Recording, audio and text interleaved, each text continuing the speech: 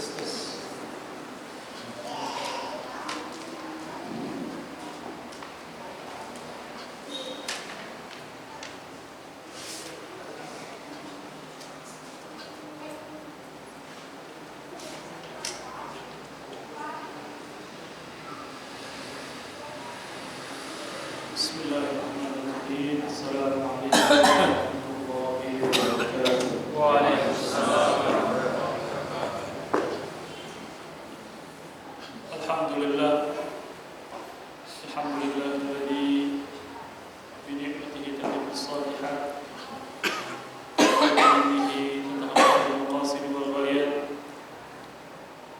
Nahmaduhu subhanahu wa ta'ala wa nashkuruhu 'ala imtithalihi wa ni'matihi wa shukuri anfusina wa sayyiati a'malina. May yahdihillahu fa huwal muhtadi wa may yudlil falan tajida lahu waliyyan murshida. Asyhadu an la ilaha illallah wahdahu la syarika lah wa asyhadu anna Muhammadan 'abduhu wa rasuluhu wa safiyyuhu wa khaliluhu alladhi la wa subhanaka Allahumma la ilma lana illa ma 'allamtana innaka antal 'alimul hakim. Allahumma inna nas'aluka ilman nafi'a wa 'amalan mutaqabbala. Allahumma inna na'udzu bika min 'ilmin la yanfa' wa qalbin la yakhsha wa nafsin la tashba'. Allahumma aslih ahwalana. Allahumma tawaffa ma ma'ana wa sallimna wa sallim ma'ana. Allahumma rizqna al-ikhlasa fil qawli wal 'amali. Allahumma. Hadirin jamaah sekalian, alhamdulillah kita bersyukur kepada Allah kembali dipertemukan di kesempatan mulia ini. Sebelum saya mohon maaf terlambat tiba di lokasi karena macet yang luar biasa. Saya tadi start dari rumah jam 4.20 dan sampai sekarang ya, luar biasa. Insya Allah kita lanjutkan kajian kita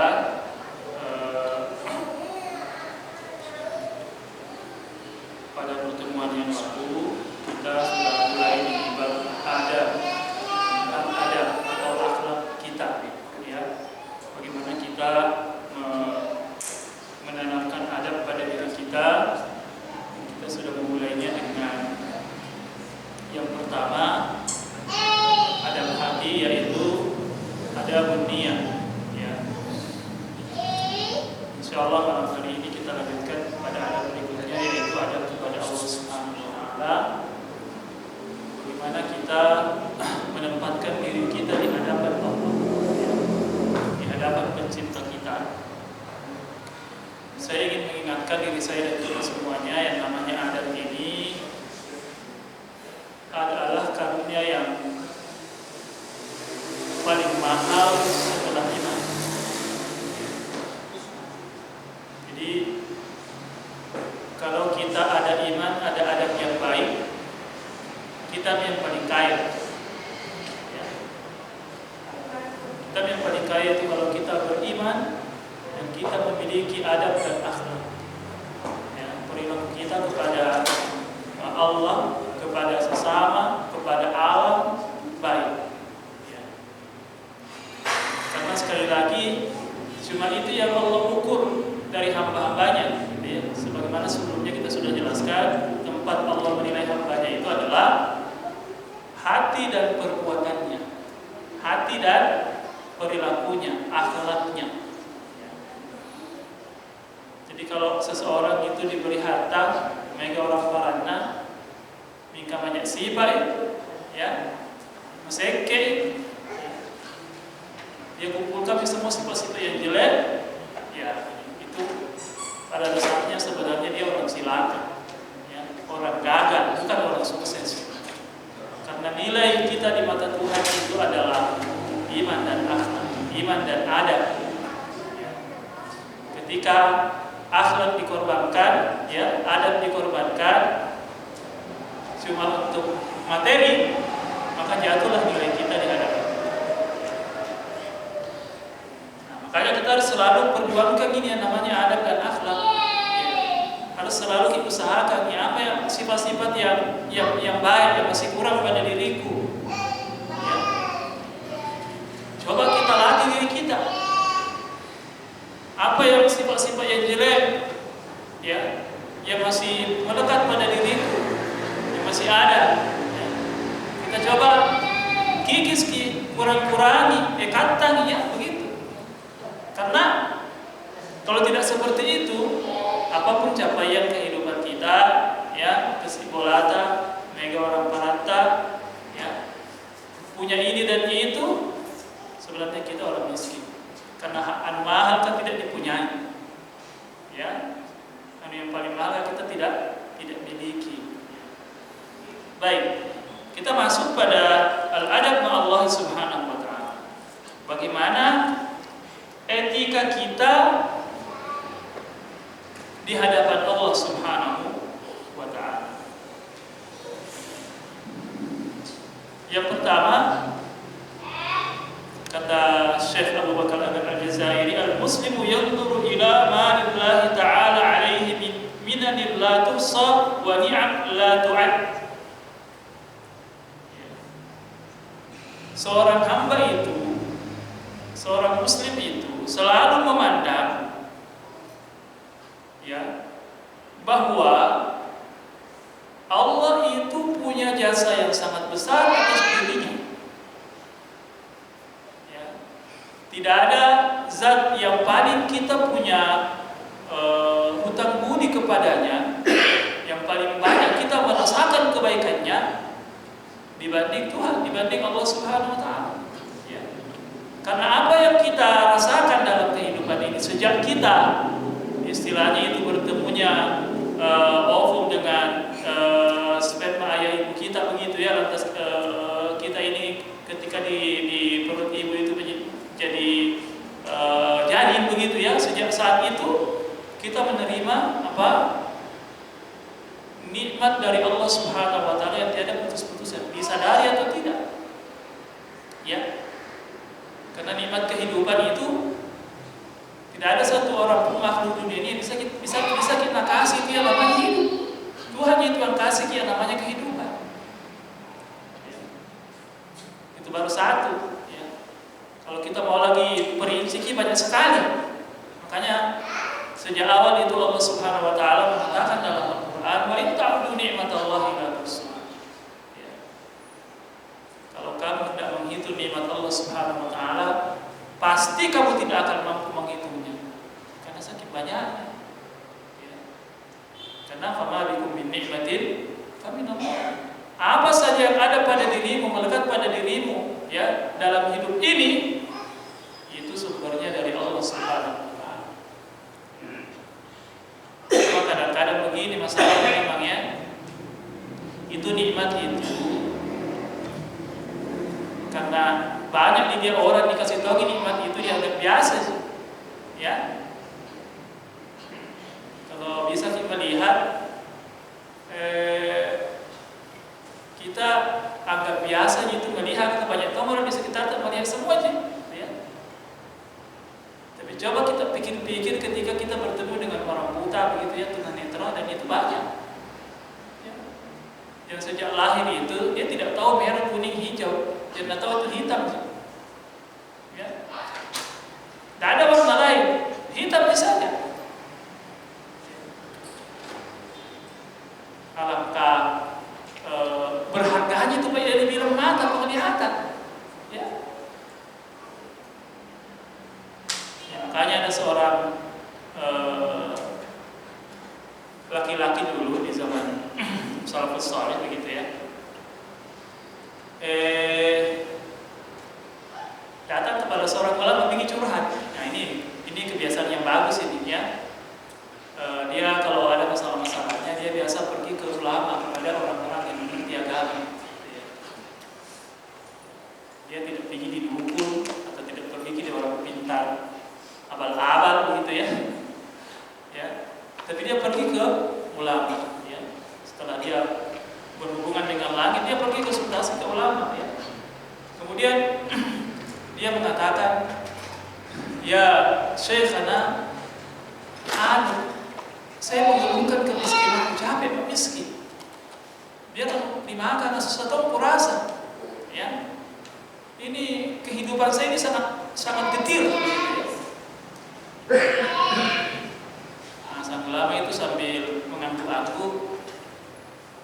dia bilang,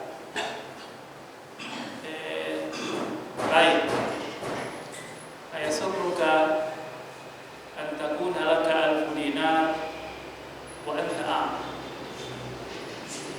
Apakah kamu suka? Apakah kamu mau kau punya uang 1.000 dinar?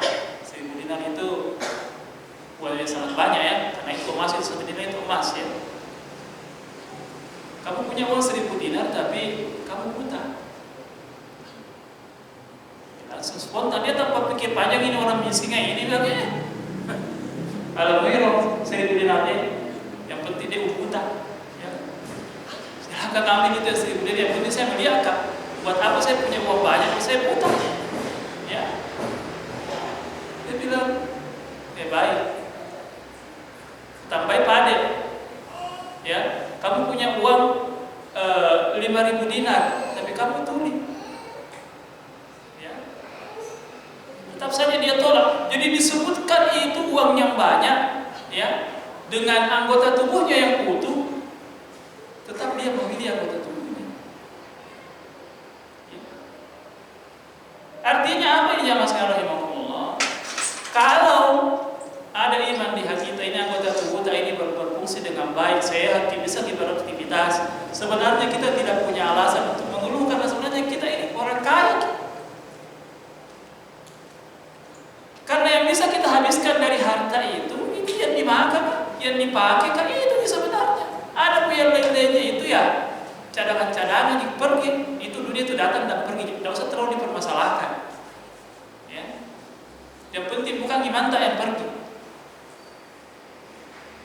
Nah, saya ingin memberikan kepada kita perenungan jamaah sekalian bahwa harusnya selalu menempatkan Allah itu sebagai zat yang kita itu sangat berhutang budi kepadanya. Dan semuanya yang ada pada diriku ini dari Tuhan, dari Allah, itu given dari Allah Subhanahu wa Ta'ala. Ya. Sehingga kita bisa menempatkan diri kita dengan Allah. Contohnya begini, sebagai analogi begitu ya. Kalau ada orang itu baik sekali sama kita, saking baiknya itu fasilitasi kita banyak hal, ya. Sampai nak kasih ke rumah, nak kasih ke mobil begitu ya, kasih ke uang begitu, dia fasilitasi kita begitu ya. Ada kita kesulitan, nak kasih ke, nak bantu ke, ya. Pasti secara fitrawi itu kita sama dia ini sangat hormat, ya. Kalau tengah malam mati roki, natali poki, ya.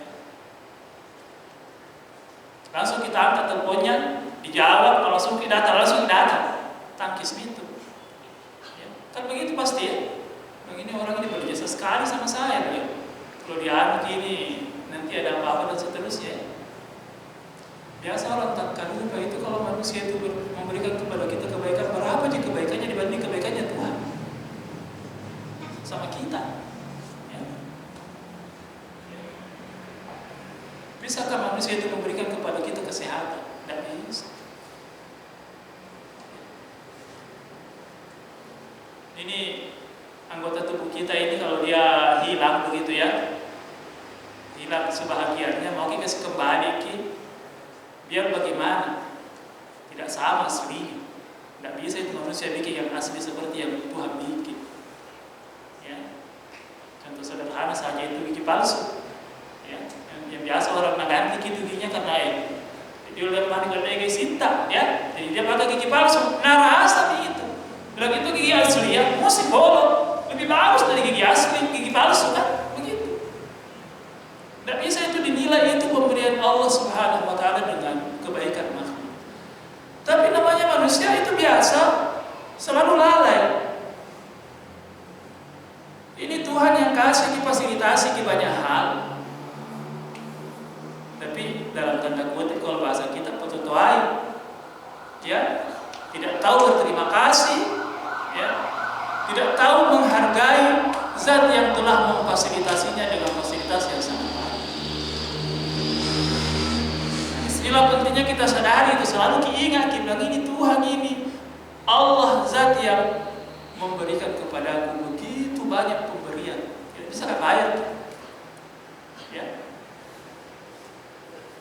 Tapi Allah itu, jemaah sekalian, luar biasanya. Biar saking maha rahmannya, maha kasih penyayangnya itu Tuhan Allah Subhanahu wa taala. Ya. Biar manusia yang ateis tetap tahu jadi fasilitas. Ini manusia tidak mengakui adanya Tuhan. Ya. Tetap tahu jadi kasih hidup. Ini luar biasa jadi Tuhan ini ya. Jadi Allah itu tidak langsung habisi itu hamba-hambanya yang tidak. Ini kan orang-orang ateis di dunia ini banyak ya. Banyak. Orang yang tidak mengakui adanya Tuhan, bilang kita ada di dunia ini sekedar ada, nanti mati itu proses-proses alami itu, dan siapa tangannya Tuhan di situ. Dan itu banyak juga lagi. Tapi Tuhan itu, Allah itu masih tetap fasilitasi dia orang, dikasih hidup, dikasih kesejahteraan, dikasih itu, gitu ya. Dikasih macam-macam. Ya. Karena Allah itu Maha Rahman, Maha Rahim. Tetap Allah buka itu kesempatan orang ini mau sadar atau tidak. Kecuali kalau matahari sudah terbit di sebelah barat atau ajalnya sudah di kerongkongan, nah itu baru tertutup itu tuh. Tapi sebelum itu Allah tetap menanti. Ya. Berarti tak tahu dosa-dosa, tetap saja Allah Subhanahu wa taala kasih tahu ini begitu ya. Makanya dalam hal ini jangan sampai kita merasa bahwa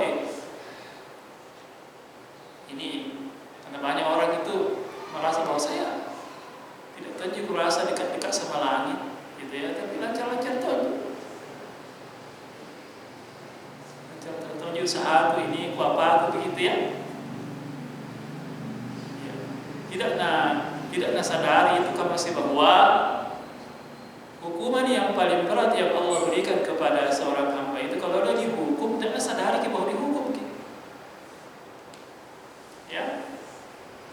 Adakah hukuman yang lebih berat dibanding orang itu dibuat tidak mau taat?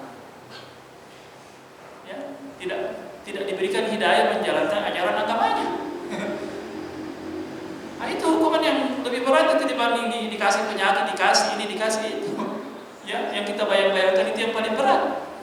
Justru yang berat itu kalau iman tak yang bermasalah, itu yang paling berat karena itu yang paling mahal.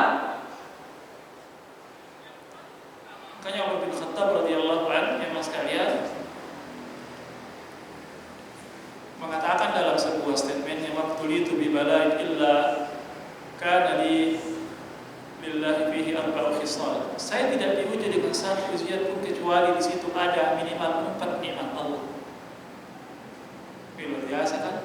Dan kalau saya diuji dengan sebuah bala, apakah itu sakit kah, apakah itu kemiskinan kah, apakah itu musibah, bencana kah, kehilangan orang-orang yang saya dicintai kah, apa saja begitu ya. Maka di balik bala itu ada minimal ada 4 kebaikan yang saya dapatkan. Yang pertama kata beliau, idza lam yakun fi din, kalau musibah itu tidak menimpa agama, artinya bukan imanku yang dijadikan bermasalah.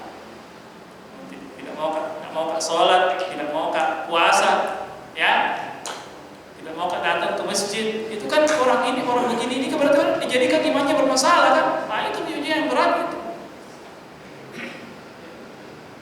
Dibanding hal-hal yang lainnya begitu. Jadi kalau saya diuji dengan ujian apapun selain diuji di agama, imanku tidak dijadikan bermasalah, maka saya bersyukur dong ya. Ringan gini kalau bukan jaga apa yang bermasalah. Ya. Kalau ini tidak masalah. Ya. Kalau cuma dunia ini tidak ada masalah. Hanya bilang itu tumbing dunia jin. Dunia jin.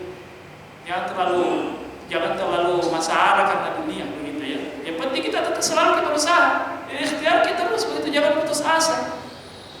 Karena kalau kita bergerak itu ada saja rezeki itu datang. Jadi kalau tinggal duduk-duduk, ya, berpangku tangan dan tidak besar. Nanti judul ini nanti ada pembahasan lainnya. Kita konsen pada judul adab kita kepada Allah.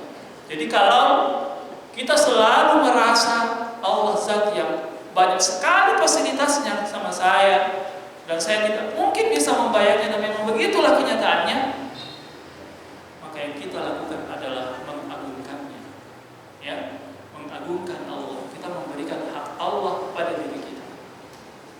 Artinya, yang Pak Jampani itu perintah-perintahnya Allah.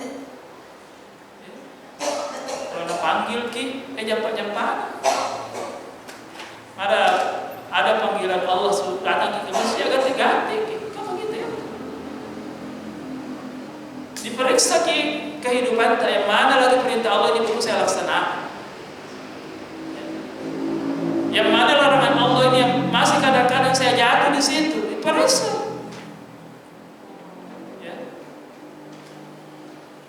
Tidakkah kita menjadi hamba yang kurang ajar itu kalau betapa Allah Subhanahu wa taala memfasilitasi kita, lantas kita pakai fasilitasnya Tuhan itu berdosa-dosa. Itu kan sudah sangat keterlaluan begitu ya. Maka seorang hamba yang punya rasa malu kepada Allah, siri, kalau dia mau melakukan dosa begitu ya, dia berpikir panjang. Sirik kan, ya. Setiap saat ini kita akan datang melapor kepada Allah. Setiap saat Allah melihat kondisi kita begitu ya. Tidak bisa disembunyi dari Tuhan, ya. Tidak bisa disembunyi dari Allah Subhanahu Wa Taala. Allah selalu melihat kita dan apa yang kita lakukan, ya. As-sirru indahu alani, yang tersembunyi di sisi Allah semuanya nampak. Kira analoginya itu kalau bikin sembunyi baru di lapangan, bikin sembunyi. Mau sembunyi baru di lapangan. Ya. Biar di mana aku tak boleh di situ di lapangan, aku bisa cari tempat sembunyi, tidak ada. Nah itu adab kita kepada Allah Subhanahu. Kita merasa bahwa Allah memfasilitasi saya dengan hal yang sangat banyak, saya tidak bisa mengembalikannya. Maka minimal saya selalu memenuhi panggilannya, memenuhi perintahnya, menjauhi larangannya, begitu ya, dengan sekuat kemampuan saya. Nah, memang Tuhan itu, Allah itu, nah tahu ini kelemahan tak, tidak nak perintahkan sesuatu yang tidak bisa kita lakukan. Yang itu Tuhan itu, Allah itu, tidak nak suruh kita sholat terus begitu ya, dan pokoknya supaya terus kok. Jangan berhenti, pokoknya sholat terus. Tidak. Yang nawajibkan cuma 5 kali, itu pun waktunya sebentar. Tidak sampai hitungan jam. Dari 24 jam itu yang 17 rakaat itu menit, tidak sampai 1 jam kalau di total. Durasi waktu yang dibutuhkan untuk melaksanakannya. Begitu. Biar yang itu yang sangat wajib kan, banyak orang tidak dapat dulu. Sudah azan, karena dia lagi dekat toko, kita panggil, mega panggil. Nah, itu sembahyang saja waktunya sebentar, kalau waktu itu lokai dia habis. Ya, karena kelemahan iman. Makanya mas sekalian rahimahullah, inilah satu adab kita kepada Allah Subhanahu wa taala. Bagaimana kita menempatkan diri kita bahwa kita ini hamba yang berhutang budi kepada Allah. Sehingga kita tempatkan diri kita sebagai hamba. Hamba ini kan filosofinya ini kalau dalam bahasa Bugis bahasa kita itu ata. Ata itu di bawah telunjuknya itu tuannya. Begitu. Makanya memang Allah dalam Al-Quran tegas itu, wa ma kana lil mu'minin wala mu'minatin idza qada Allahu wa rasuluhu amran ay yakuna lahumul khiyaratu min amri. Tidak layak bagi seorang mukmin laki-laki dan mukmin perempuan kalau Allah sudah memutuskan sebuah perkara lantas dia mengatakan ini cocok apa yaitu masih ada lebih cocok dibanding itu yang memutuskan Tuhan. Biasa begitu itu, karena tidak sesuai dengan jalan pikirannya, tidak sesuai dengan adat istiadatnya, tidak sesuai dengan apa yang diinginkan oleh mungkin orang di sekitarnya. Lebih nanti itu keridhaannya makhluk dibanding keridhaan Tuhan. Ini banyak terjadi. Ya. Dia korbankan itu keridhaan Allah untuk keridhaan makhluk. Padahal dia tidak sadari bahwa itu kalau manusia mau dikasih puas stres, karena selalu pasti ada orang yang tidak suka. Pasti begitu. Ya. Biar bagaimana baiknya kita. Ya.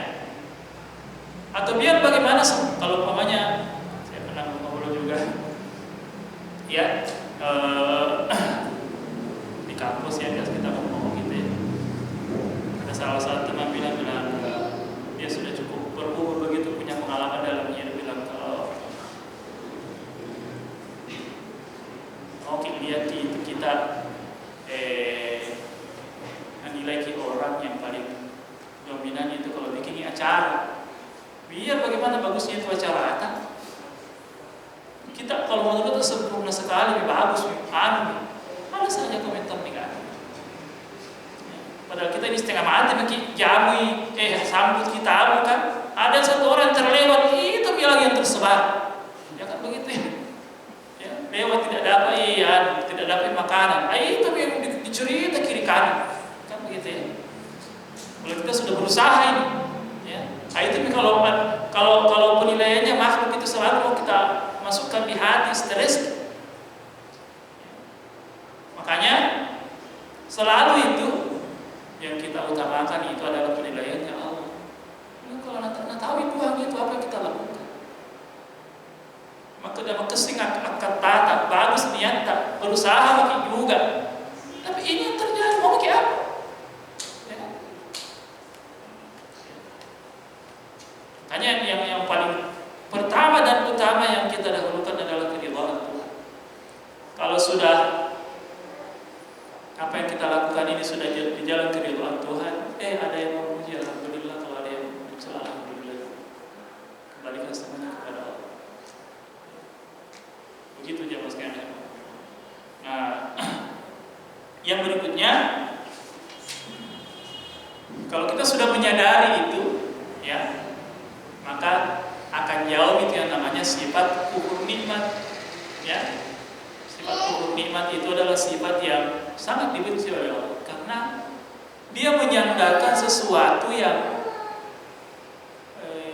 sebenarnya bukan di bawah kuasa dia, tapi dia sandarkan kepada dirinya bahwa itu kuasa dia, gitu ya. Contohnya Qarun, ya, diingatkan oleh Nabi Musa, ingat, ya, jangan melampaui batas, ya, tunaikan haknya harta itu, ya, baik-baik ke sama orang lain. Lagi kalau jangan banyak cincong situ besar. Ini saya kaya ini karena saya ini pintar tak berdagang, ya, bagus hitung-hitunganku, kerja kan siang malam. Oh, bukan semua itu kalian-kaliannya. Pantas kalau saya kaya, tidak ada campur tangannya Tuhan di situ. Hanya langsung Allah murka bilangnya, lalu begitu mengaku bilang kau segalanya, masih, ya.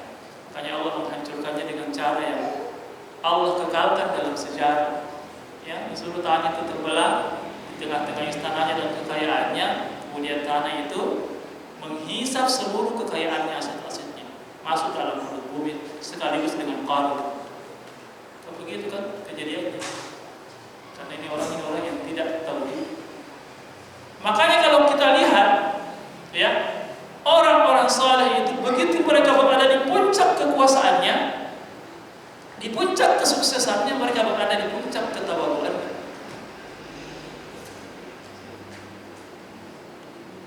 Contohnya Nabi Sulaiman alaihissalam, ya.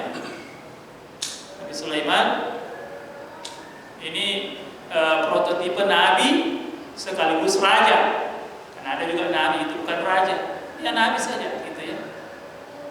Tapi ada nabi itu dia nabi sekaligus raja, artinya dia penguasa.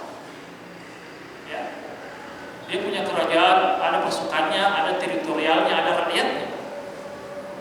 Nabi Sulaiman, ya, Nabi Muhammad juga begitu, dia nabi raja, ya, pemimpin negara begitu. Ya, Nabi Daud juga, tapi ada juga nabi, sekedar nabi saja seperti Nabi Isa gitu, ya, nabi saja. Menyuruh kepada jalan Allah Subhanahu wa taala. Sampai dalam kisahnya Nabi Isa itu kalau kita baca, orang yang tidak setuju dengan dakwahnya Nabi Isa itu datang melapor kepada raja. Bilang ada itu di sana itu di Palestina itu raja, orang yang menyalah-nyalahkan kebiasaan-kebiasaan tak lain tahu cara. Sampai raja itu yang pasukan untuk mengeksekusi itu Nabi Isa. Begitu ceritanya. Jadi Nabi Isa itu bukan raja. Tapi Nabi Sulaiman alaihissalam dia raja. Ya. Nah, dan kekuasaannya itu luar biasa karena dia cuma bukan punya tentara dari golongan manusia, tapi golongan jin, ya, hewan-hewan bisa memerintah. Ya, burung-burung bisa memerintah, bahkan angin juga bisa dia perintah. Ya. Puncaknya itu adalah ketika dia bisa memindahkan istana Ratu Balqis dari Palestina, dari negeri Yaman ke Palestina, jaraknya ribuan kilometer. Ketika dia lelang proyek itu, siapa di antara anak buahku yang bisa pindahkan, paling cepat pindahkan ini singgasananya Ratu Balqis dari Yaman ke sini, siapa bisa paling cepat? Ya, ada yang angkat, jadi Ifrit angkat tangan, saya. Dan bagaimana cepatnya? Pokoknya kalau kita dulu berdiri, ada di samping itu. Ya. Ternyata ada yang mengangkat tangan, saya bisa lebih cepat dari itu. Bilang bagaimana cepatnya? Pokoknya begitu mata berkedip, ada di situ.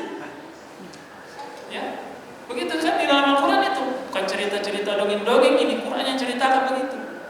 Ya. Falamma ra'ahu mustaqirran 'indahu qala hadza min fadli rabbi. Begitu ya. Ini kan sampai sekarang itu kan tidak ada teknologi yang mampu menafsirkan itu teknologi apa itu pasukannya Nabi Sulaiman. Ya. Ini barang, ini bukan file. Kalau file yang dikirim dari sana ke sini atau gambarnya sih, ya bisa jadi tafsirkan itu teknologinya. Ya, tapi kalau barang ini dari jarak ribuan kilometer sekejap mata sampai, bukan lagi kecepatan cahaya, lebih cepat lagi. Barang ini teknologi apa yang pakai Nabi Sulaiman itu? Ya. Sampai sekarang ini belum ada yang bisa menafsirkan itu. Tapi karena ini Al-Quran yang ceritakan, kita beriman bahwa itu terjadi di zamannya Nabi Sulaiman. Dan pada saat Nabi Sulaiman mampu melakukan itu, ya, dia mengatakan, "Hada min fadli rabbi." Ini karena karunia Tuhan, bukan karena saya ini. Allah juga dong yang kasih kayak ini, sehingga bisa terjadi. Dia tidak lupa diri padahal dia berada di puncak kekuasaan. Dia tak lupa. Dia tidak lupa diri. Karena dia mampu menempatkan dirinya, bilang saya ini hamba aja. Kalau Tuhan itu segalanya, saya ini hamba aja. Biar dia raja, dia tetap menempatkan dirinya sesuai fungsinya. Dia tidak lupa diri. Sama juga Nabi kita Muhammad SAW. Dia mampu menempatkan dirinya, ya. Itu kan puncak kesuksesan Nabi. Kalau dalam sejarah itu, ketika Nabi berhasil menaklukkan kota Mekah, ya. Dan penaklukan kota Mekah itu jamaah sekalian, itu penaklukan yang tanpa pertumpahan darah. Ya. Nabi SAW memang mengatur siasatnya itu bagaimana caranya supaya ini Makkah ini takluk tanpa ada setetes pun darah tumpah.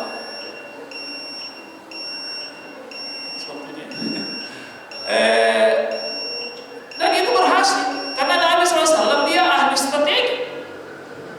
Ya. Jadi dia membuat para sahabat itu siap. Dan dia kasih tahu mau ke mana. Yang penting siap saja. Pada saatnya berangkat, ikut saja. Jadi para intelnya orang Quraisy tidak bisa nalajar itu.